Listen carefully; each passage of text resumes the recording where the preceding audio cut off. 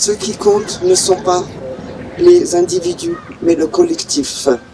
Fui Nelson Mandela. Être libre, ce n'est pas seulement se débarrasser de ses chaînes, c'est vivre d'une façon qui respecte et renforce la liberté des autres. Toutes les composantes de la nation travaillent à construire notre pays et à faire un miracle. C'est ce qui me fait espérer quand je veux me coucher.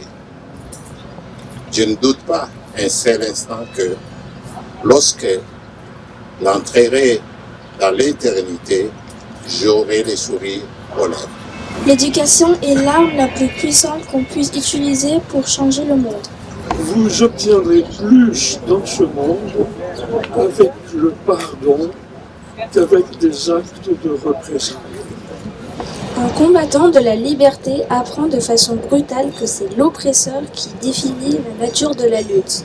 Et il ne reste souvent qu'à l'opprimer d'autres recours que utiliser les méthodes qui reflètent celles de l'oppresseur. L'honnêteté, la sincérité, la simplicité, l'humilité, la générosité, l'absence de vanité, la capacité à servir les autres, qualité à la portée de toutes et de toutes les âmes, sont les véritables fondements de notre vie spirituelle. Mon idéal le plus cher a été celui d'une société libre et démocratique dans laquelle tous vivraient en harmonie et avec des chances égales. J'espère vivre assez pour l'atteindre, mais si cela est nécessaire, c'est un idéal pour lequel je suis prête à mourir. Je ne suis pas vraiment libre si je prive quelqu'un d'autre de sa liberté.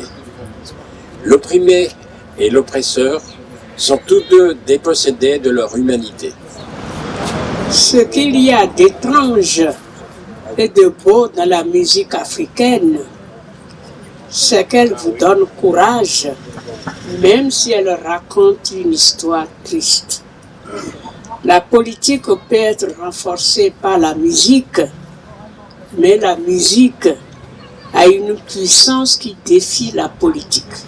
L'homme blanc avait brisé la communauté, le bantou, des différentes tribus. L'homme blanc avait faim de la terre et l'homme noir avait partagé la terre avec lui, comme il partageait l'air et l'eau.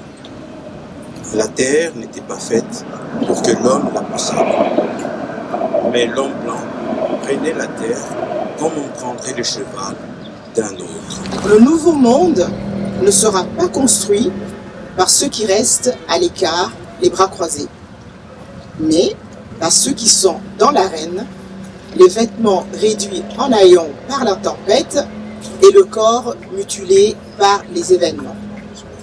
L'honneur appartient à ceux qui jamais ne s'éloignent de la vérité, même dans l'obscurité et la difficulté. Ceux qui essayent toujours et qui ne se laissent pas décourager par les insultes, l'humiliation et même la défaite. Je crois que Nelson Mandela a dû suivre ce qui s'est passé ces derniers jours parce qu'il a dit ça. Il est très facile de casser et de détruire.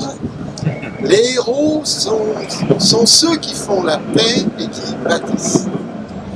Prenez sur vous, où que vous viviez, de donner de la joie et de l'espoir autour de vous. Les images des Sud-Africains se rendant au bureau de vote sont restées gravées dans ma mémoire. De longues files de gens patients, de vieilles femmes qui avaient attendu un demi-siècle pour pouvoir voter, disant que, pour la première fois de leur vie, elles avaient l'impression d'être des humains. Des blancs, hommes et femmes, affirmant leur fierté de vivre enfin dans un pays libre. La meilleure arme, c'est s'asseoir et parler. Nous travaillerons ensemble pour soutenir le courage là où il n'y a pas, où il y a la peur, pour encourager la négociation là où il y a le conflit et donner l'espoir là où règne le désespoir. Je voulais remercier Nelson Mandela d'avoir accompagné ma prise de conscience de la vie. Je l'ai découvert au lycée et il m'a beaucoup accompagnée dans mes choix en tant que citoyenne, en tant que mère, en tant que voisin, enfin en tant qu'humain. Voilà, je remercie Nelson Mandela. La bonté de l'homme est une flamme qu'on peut cacher, mais qu'on ne peut jamais éteindre. On ne devrait pas juger une nation sur la façon dont elle traite ses citoyens les plus riches, mais sur son attitude vis-à-vis de ses citoyens les plus pauvres. Et l'Afrique du Sud traitait ses citoyens africains emprisonnés comme des animaux.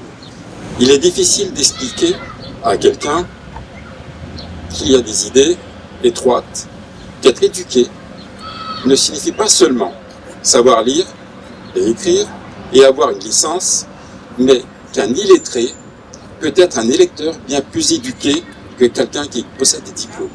Je ne perds jamais. Soit je gagne, soit j'apprends. Mon idéal le plus cher a été celui d'une société libre et démocratique dans laquelle tous vivraient en harmonie et avec des chances égales. J'espère vivre assez pour l'atteindre. Mais si cela est nécessaire, c'est un idéal pour lequel je suis prêt à mourir. Nelson Mandela. Pour faire la paix avec un ennemi, on doit travailler avec cet ennemi. Et cet ennemi devient alors votre associé.